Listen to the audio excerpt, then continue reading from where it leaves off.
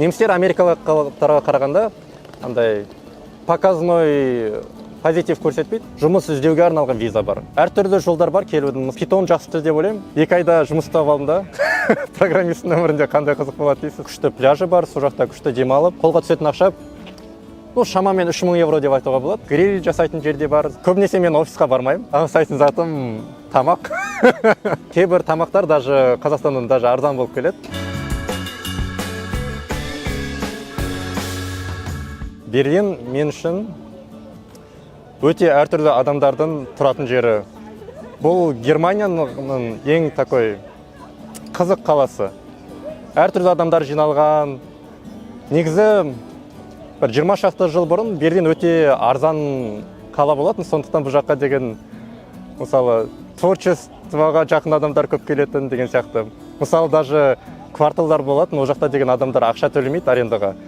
Өздері жаулап алып тұрған мысалы сондай кварталдар болатын. Қазір, конечно, ондай уже жоқ, но сонда да ол өзінің ізін қалдырды.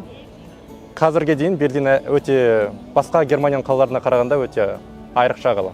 Егер Берлинге келсеңіз, менің айтатын жерлерім, мысалы Мюгельзей деген көлге барсаңыз болады. Ол деген Берлиннің ең үлкен көлі, ол жақта деген күшті пляжы бар, сол жақта күшті демалып, шомылсаңыз болады.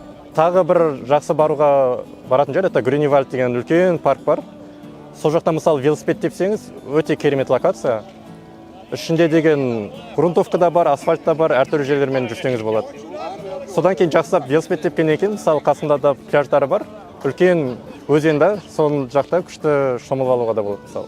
Тағы баруға болатын жер, мысалы Темпельхофер деген аэропорт болған бұрын, жақында ғана істеді, жақында оны жауып тастады.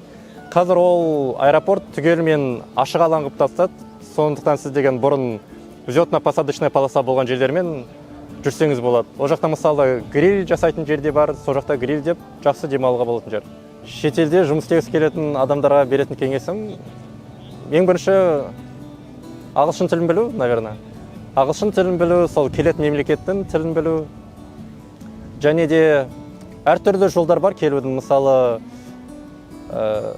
бірден жұмыспен келе алмасаңыз, әртүрлі жолдар бар. Мысалы, Германияны айтатын болса, қазір деген жұмыс іздеуге арналған виза бар. Ол мен сіз келіп 6 ай жүре аласыз. Сол 6 айдың ішінде даже парт-тайм жұмыс істеуге болады. Мысалы, сондай визаларды біліп жүрсеңіз, өте жақсы. Сосын, наверное, андай позитивный адам болу. Өйткені әртүрлі проблемалар болады, ол проблемаларға әртүрлі қараса болады, там сөніп қалуға болады әртүрлі проблемалармен. Или просто оған кішкене жеңіл қарасаңыз, бүкіл процесс переезді жеңіл өтеді. Бұл жаққа келсеңіз, ең кездесетін 3 қиындық, наверное, тіл жағынан. Мен өз басым немісше B1 деңгейінде білем, ол да орташа деңгейде дұрыстап сөйлесуге жетіспейді. Сол тіл бойынша қиындықтар туады. Екіншісі, бұл жақтағы бюрократиялық процестер мүлдем басқаша. Мысалы, Қазақстан цифровизациясы прям өте керемет деңгейдегі мемлекет екенін түсіндім. Бұл жақта бәрі қағазбен өте баяу. Сонысы чуть-чуть қиындау. Әсіресе басында өткені, басында деген государствомен интеракшн көп болады. Сосын үшіншісі негізі өзінің туысқандарынан, үйренген достарынан алыста болғаны тоже қиындық. Сондықтан мен негізі Қазақстанға жиі барып тұруға тырысам, ол жақта прям шынайы демалып қайтам сол жақта.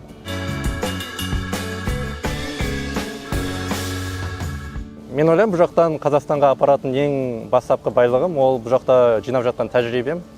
Бұл жақта Берлин бір стартаптың қаласы болып кетті. Бұл жақта өте көп стартаптар бар. Осы Европаның рынкына келетін, мысалы, америкалық компаниялар бірінші Берлинға келеді. И сондықтан бұл жақта әртүрлі стартап компаниялар көп. Сол жақтан әртүрлі тәжірибе жинауға болады. Және бұл жақта әрине рынок кішкене үлкендеу, сондықтан көбірек пользователь көбірек продукттармен жұмыс істеп үйреніп, мысалы, сол мен Қазақстанға барса өте күшті болады деп ойлаймын. Және бұл жақта қатты ұнайтын заттардың бірі, мысалы, инфраструктура, автобандармен жүрген тура бір наслаждение деп айтуға болады. Қазақстанда да сондай бір жолдар болса деп армандаймын, әсіресе Алматы мен Астананың арасы. Тағы ұнайтын, мысалы, бұл жақта табиғаты күшті деп ойлаймын, Қазақстанда да күшті, мысалы, бірақ бұл жақта табиғатын тамсануға жақсы условия жасалған. Там баратын жолы күшті, ол жақта там машинаның қоятын жерлері бар, там бір көретін специальный жер жасап қойған, соның бәрі керемет деп ойлаймын. Иә, мысалы, дәретханасы да жасалынады. Шынымен де, иә, немістер кішкене андай дисциплинаға, порядқа кішкене бейім халық шығар деп айтуға болған шығар, бірақ басқа шетінен ол просто процесстер сондай болғандықтан олар сол процесстерге бағынады. Мысалы, бір жаққа нарушать етуге болатын болса, ешкімге көрінбей, олар оны да істейді, ол бүкіл адамдар сияқты, еш айырмашылығы жоқ. Бұлай кішкене жалпы жабықтау халық деп ойлаймын. Негізі бұлай солтүстікке барған сайын адамдар жабыла береді дейді ғой. Сол немістер де кішкене жабықтау халықтар деп ойлаймын. Бірақ немістер америкалықтарға қарағанда андай показной позитив көрсетпейді. Настроениесі жоқ болса, сол настроениесі жоқ болып, сізді официант болса обслужить ете салады мысалы. Онысы мысалы жақсы деп ойлаймын, ол деген сондай прямолинейность. Адам настроениесі қандай, сразу бірден білуге болады. Бұл жақтағы орташа табыс брутто 4300 евро болып табылады. Брутто деген ол әлі несі налог алынбаған сумма. Бұл жақтан налог үлкен, сол налогтан кейін қолға түсетін ақша шамамен 3000 евро деп айтуға болады. Оның шығыстарын айтатын болсақ, шамамен 3-тен бірі квартираға кететін болар. Тағы, бұл семья болса, мысалы, 3-4 адамнан тұратын семья болса, мысалы, бір 500 евросы тамаққа кетер. Сосын білмеймін енді, қалай кенгеніңізге байланысты соғанда бір шама ақша кетер.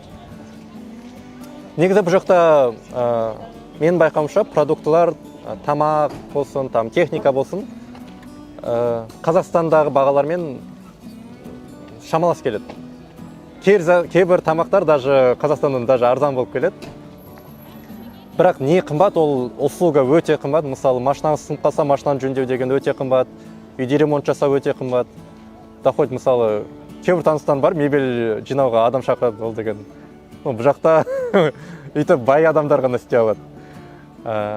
Иә, услуга өте қымбат, сондықтан сіз деген өз қолыңызбен үйде бір нәрсені жөндей алсаңыз, ол деген өте күшті преимущество деп ойлаймын бұл жақта. Мысалы, аренданы Қазақстанмен салыстыратын болсам, негізі мен конкретно уже қалаларды салыстыруым керек шығар. Алматы мен Берлин десек, конечно, Алматыда 2 есе арзан болатын шығар аренда кемінде. Мүмкін даже 3 есе арзан болар. Тамақ бойынша шамалас бағалары. Айлық бойынша қолға түсетін ақша бұл жақта шамамен 3000 евро болар. Қазақстанда, білмеймін, официальный статистика бойынша да есімде жоқ.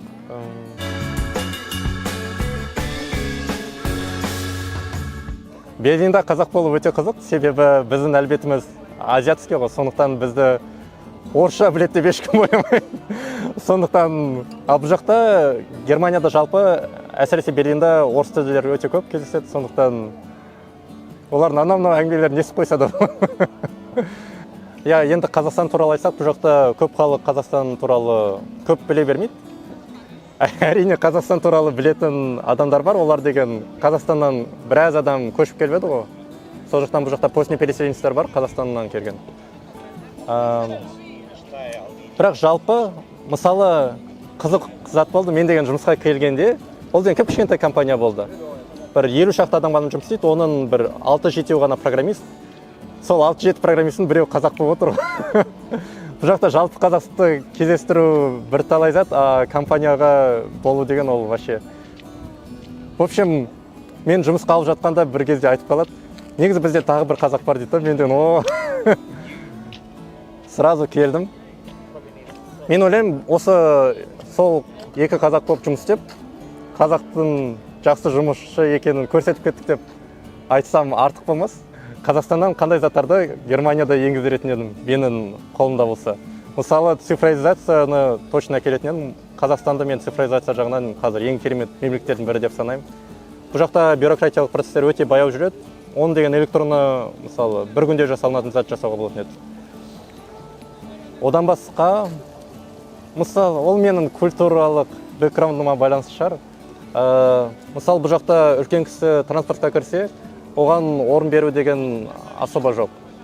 Ол кішкене білмеймін. Маған бір әдепсіздік болып сезіледі да, бұл жақта, ну, так принято мысалы.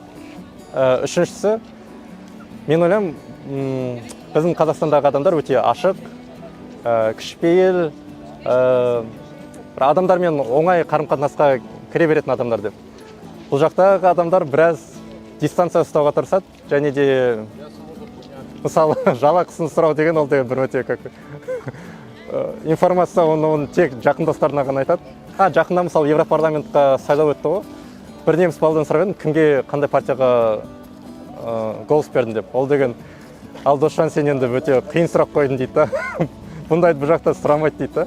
Я оны жалпылай беруге болмайды, әрине, бірақ жалпы қазақтар бұл жақ ашығырақ халық деп ойлаймын. Сонысы маған сол жағы негізі көбірек ұнайды. Ой, бұл жақта аңсайтын затым тамақ. Бешбармақ. Бірақ бешбармақ қазақтың тамақтары ғана емес, мысалы шашлык жеу, мысалы доход бермеймін болсын бар ғой. Жоқ, әрине бұл жақта орыстардың, кавказдардың, өзбектердің, қазақтардың кафелері бар. Бірақ ол жаққа күнде бара бермейсің, біріншіден, екіншіден ол деген енді бұл жаққа кафеге бару қатты арзан зат емес.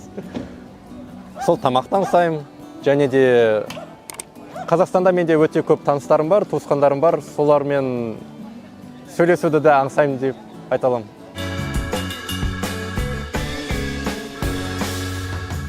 Мен Берлинде корона кезінде студент болып келдім. Андай өте кішкене айрықша кездер болатын. Андай бүкіл мемлекеттер жабылып алды ғой. Мен ол кезде наоборот документтер жинап студент ретінде келдім. Мен ол кезде даже сразу жұмыспен келе алмайтындай едім, өйткені ондай жұмысшыларды әрең өткізетін. Бірақ студенттерді почему-то спокойно өткізетін. Сөйтіп студент болып келдім. 2 айда жұмыс тауып алдым да. Сөйтіп жұмысымды бастап кеттім. Содан кейін оқу мен жұмысты бірге алып жүрейін деп едім. Қиын болып кетті да, уақыт жетіспей, сөйтіп оқуды баяндап, толығымен жұмысқа кірістім. Менің жұмысым программирование, сайт жасау. Remind Me деген компанияда жұмыс істеймін. Сол жақта 2 сайт бар мысалы, пользовательдерге арналған және ішкі жұмысшыларға арналған. Менің айналысатын сайтым сол ішкі жұмысшыларға арналған сайтты жақсартамын, новый фичалар қосамын, немесе әртүрлі бактарды жөндеймін деген сияқты. Жұмысымнан бір күнді айтатын болсам, көбінесе мен офисқа бармаймын. Сондықтан жай ояна салам да, бірден жұмысқа кірісе берсем болады. Бізде жұмыста андай ереже бар, кім жұмысты бастады, чатқа жазады дегенде. Сол чатқа жазам, мен жұмысымды бастадым деп. Сосын мысалы тикеттерді қараймын, қандай тикет ашық, маған ассайнит етілген. Соны алып жасай беремін. Сол жасаған бойымда просто кодты серверға жіберемін, соны кейін тесттен өткіземіз, сосын уже продакшн дейді ғой, сол жаққа жібереміз. Я басқа программисттің өмірінде қандай қызық болады дейсіз, сол ештеңе жоқ, сөйтіп кешке қараттай жұмысымызды ақырындап баяндаймыз. Программист болу үшін беретін 3 кеңесім, ең бастысы, мен ойлаймын, андай көп бір жер отырып жұмыс істеуге қабілеті адам болу керек. Андай усидчивость дейді ғой. Сол бір проблема кездесті ма, соған деген тіреліп жұмыс істей беру, сондай қабілет керек деп ойлаймын. Екіншісі, бір технический мышление болу керек шығар, все равно. Мысалы, менің опытымнан математикасы жақсы болған адамдар, или физикасы жақсы болған адамдар жақсы программист болып шығады. Сосын үшіншісі, мүмкін тіл, ағылшын тілін жақсы білу.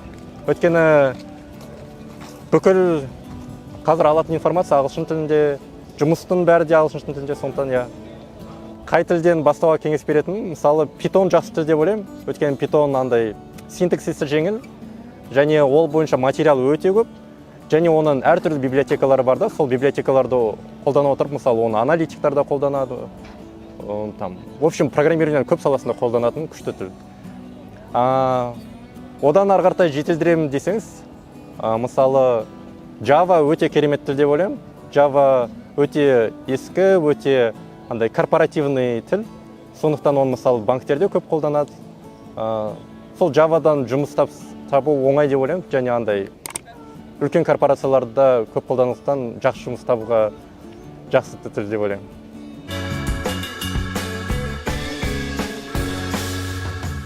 Қазақстанда IT сфера өте күшті дамып жатыр деп ойлаймын.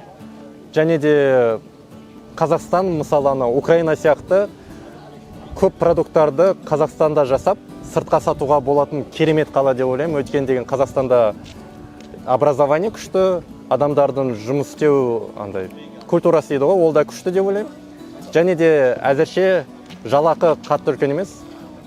Сондықтан біз деген IT продукттарды сыртқа сатуымыз керек деп ойлаймын. Неге мен Қазақстанда емес мұнда жүрмін? Бұл жақта тәжірибе жинауға күшті жер. Және де мен деген халықаралық компанияларда жұмыс істеп тәжірибе жинағым келіп жатыр. В общем, жалақының деңгейі чуть-чуть төмендеу болғандықтан Қазақстанда программистерде орташа деңгейден көбірек алғанымен, олар әлі де еуропалық деңгейден біршама төмен деп ойлаймын. Осы IT продукттарды шекарадан асырып сату өте оңай ғой. Сондықтан сол IT жағынан Қазақстанда өте үлкен потенциал бар деп ойлаймын. 16 жасар Дошанға беретін кеңестерім: тәжірибе үшін жұмыс істеу,